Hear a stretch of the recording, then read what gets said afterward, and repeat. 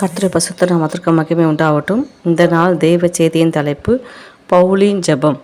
பவுல் எப்படி ஜெபிச்சாரு அப்படின்னு நம்ம வேதத்தின் வழியில் நம்ம பார்க்கலாம். எபேசியர் 3ஆம் அதிகாரம் 15ஆம் வசனத்தின்படி நம்முடைய கர்த்தராயிருக்கிற இயேசு கிறிஸ்துவுடைய பிதாவை நோக்கி முழங்கால் படியிட்டு நம்மளும் தினமும் ஜெபிக்கிறோம். எப்படி ஜெபிக்கிறோம்? எதுக்காக ஜெபிக்கிறோம்? எந்த தேவைகளுக்காக ஜெபிக்கிறோம்? நமக்காக ஜெபிக்கிறோமா, இல்லை நம்ம சார்ந்தவர்களுக்காக ஜெபிக்கிறோமா, நம்ம ஃப்ரெண்ட்ஸுக்காக ஜெபிக்கிறோமா, இல்லை பிறருக்காக நம்ம ஜெபிக்கிறோமா, இல்லை நம்ம நாட்டுக்காக நம்ம ஜெபிக்கிறோமா, இல்லை ஜெப கூட்டங்களுக்கு போகிறோம், ஆராதனைகளை போகிறோம், அங்கே மட்டும் ஜெபிச்சுட்டு வந்துடுமா, இல்லை சில பேர் என்ன பண்ணுவாங்க, வெகு நேரம் ஜெபிப்பாங்க. இதில் நம்ம எப்படியாப்பட்டவங்க? ஜெபத்தில் அநேக வகைகள் இருக்குது. நம்ம எப்படி ஜெபிக்கிறோம்? இங்கே பார்க்குறோம், நம்ம பவுல் ஒரு ஜெப வீரன். அவர் எபேசு சபையில் விசுவாசிகளுக்காக, பரிசுத்தவான்களுக்காக அவர் முழங்கால் படியிட்டு ஜெபிக்கிறார். எதற்காக ஜெபிக்கிறார்னா, கிறிஸ்துவின் ஆவியினால் உள்ளான மனுஷனில் வல்லமையில் அவர்கள் பலப்படும்படி ஜெபிக்கிறார். இந்த உள்ளான மனுஷன் ஆவியில் பலப்பட்டாதான் இப்போ சோர்ந்து போகாமல் கர்த்தருக்காக ஊழியம் செய்ய முடியும். நான் முழுமையாக சோர்ந்து விட்டால் சரீர ரீதியாக நம்ம என்ன பண்ண பலனற்று போயிடுவோம். ஆனால் உள்ளான மனுஷன் வல்லமையாக இருந்தால் யாரும் அவனை அசைக்க முடியாது. ஆகையால் தான் அவர் ஜெபிக்கிறாரு. உள்ளான மனுஷன் என்ன பண்ணும்? பலப்படணும். எந்த ஒரு சந்தர்ப்பத்திலையும் உள்ளான மனுஷன் பலம் வீணவனாக போகக்கூடாது. அதுக்காக தான் அவர் பலனுள்ளவனாக இருக்கும்படி அவர் மன்றாடி ஜெபிக்கிறார். உங்கள் ஆவிக்குள் நீங்கள் வல்லமிடுவர்களாக இருக்க நான் விரும்புகிறேன். நான் பிதாவை அவரது உயர்ந்த மகிமை நிமித்தம் நான் கேட்குறேன். ஆவியின் மூலமாக அந்த வல்லமையை தரும்படியாக அவர் என்ன பண்ணுறாரு?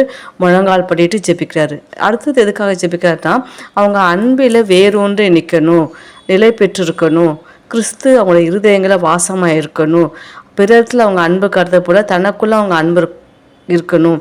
தேவன் அன்பாகவே இருக்கிறார். அவருடைய அறிவு கெட்டாத அன்பின் அகலம் ஆழம் உயரம் என்னதென்று அவங்க அறிந்து கொள்ளணும். தேவனுடைய சகல பரிபூர்ணத்தினால அவங்க நிரப்பப்பட வேண்டும் என்று பவுல் ஜனங்களுக்காக, எபேசு ஜனங்களுக்காக ஜெபிக்கிறாரு. இந்த ஜெபத்தில் சகலமும் ஆவிக்குரிய வாழ்க்கையை முன்னிட்டு தான் அவர் என்ன பண்ணுறாரு? வேண்டிக் கொள்கிறாரு. நம்முடைய ஜெபங்கள் கூட நம்மளோட ஆவிக்குரிய வாழ்க்கை மேம்பட இருக்கணுமாடி உலக காரியத்துக்காக தொடர்ந்து அந்த உலக விஷயத்தை கேட்டு ஜெபிக்கக்கூடாது. நம்முடைய ஊழியர்கள், சக விசுவாசிகள், அப்புறம் யாருக்கெல்லாம் நம்ம பாரமாக மட்டும் ஜெபக்குறிப்பு சொன்னாங்களோ அவங்களுக்காக என்ன பண்ணணும்? நம்ம பாரமாக ஜெபிக்கணும். நம்ம கர்த்தருக்குள்ளே உறுதியாக வேரூன்றி நிற்கணும். அப்படின்னா உள்ளான மனுஷன் நமக்கு பலன் உள்ளவனாக இருக்கணும், பலவீனாக இருக்கக்கூடாது. இடைவிடாமல் ஜெபிக்கணும். ஸ்தோத்திரத்தோடு ஜெபத்தில் விழித்திருக்கணும். நமது ஜெபங்கள் ஆவிக்குரிய வாழ்க்கையில் முதிர்ச்சி அடைந்ததாக, மேலானவைகளாக இருக்கணும். அப்போ தான் நம்முடைய ஜெபத்துக்கு ஒரு மேலான ஆவிக்குரிய விதியாக நமக்கு பதில் கிடைக்கும்.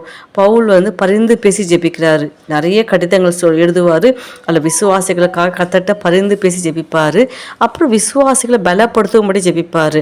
அதனால் விசுவாசிகளோட வாழ்க்கை பலப்படணும், பரிசுத்தவான்கள் சீர்பெறணும் அப்படின்னு அநேக பரிசுத்தவான்களுக்காக, விசுவாசிகளுக்காக அவரோட நிருபங்கள் இருக்கும். எல்லாத்துக்கும் மேலே ஞானம், கிறிஸ்துவை பற்றிய ஆழமான புரிந்து கொள்ளுதல், பரிசுத்த ஆவியோட ஞானம் பெறுவதற்காக ஜெபிச்சாரு. தொடர்ச்சியான ஜெபங்கள்லாம் கர்த்தருக்கும் நமக்கு இருக்கிற உறவு சரியாக இருக்கணும் அப்படின்னு சொல்லிட்டு அவர் என்ன பண்ணார்? சில காரியங்களை அவர் விளக்கி சொல்லி ஜெபிச்சாரு. எல்லாத்துக்கும் மேலே இடைவிடாமல் ஸ்தோத்திரம் பண்ணி ஜெபிச்சார். எபேசியர் 1ஆம் அதிகாரம் 16ஆம் வசனம் சொல்லுது, இடைவிடாமல் ஸ்தோத்திரம் பண்ணி ஜெபிச்சாரு. பிதாவை அறிந்து கொள்ளும்படி ஜெபிச்சாரு.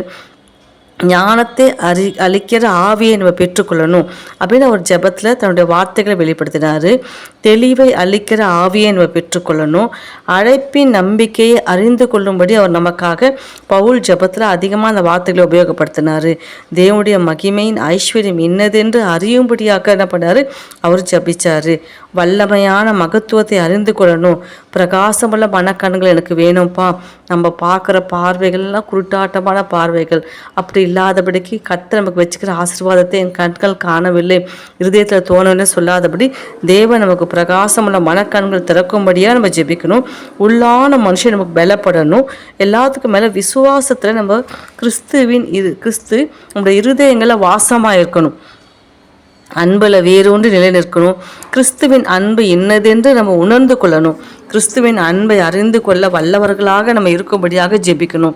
தேவனுடைய சகல பரிபூர்ணத்தினால் நிரப்பப்படணும். தேவனுடைய அனுகிரகத்தை நம்ம பெற்றுக்கொள்ளும்படியாக நம்ம ஜெபிக்கணும். எல்லாத்துக்கும் மேலே தேவ சித்தத்தை அறிகிற அறிவினால் நிரப்பப்படும்படி பவுல் ஜெபிச்சாரு. நம்மளும் பவுலை போல ஜெபிச்சா கர்த்தர் நமக்கு சகலவித நற்கிரியைகளாகிய கனிகளை நிச்சயமாக தருவார்.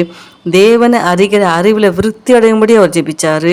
கர்த்தருக்கு பிரியமுண்டாக நடந்து கொள்ளணும். கொலேசியர் 3:10 வசனங்குது, கர்த்தருக்கு பிரியமுண்டாக நடந்து கொள்ளணும் அப்படின்னு ஜெபிச்சாரு. நம்மளும் கர்த்தருக்கு பிரியமாக நடந்து கொள்ள நம்ம ஜெபிக்கணும். எல்லா பொறுமையும் நீடிய சாந்தமும் உண்டாக போல் ஜெபிச்சாரு. தேவனுடைய வல்லமையை பலப்படுத்தப்பட அப்படின்னு ஜெபிச்சாரு. நம்மளும் கர்த்தருடைய நாமத்தில் பவுல் எப்படியெல்லாம் வார்த்தைகளை சொல்லி ஜெபிச்சாரோ அதே போல் நம்மளும் சொல்லி ஜெபிப்போம், ஜெயம் எடுப்போம். அல்லேலூயா.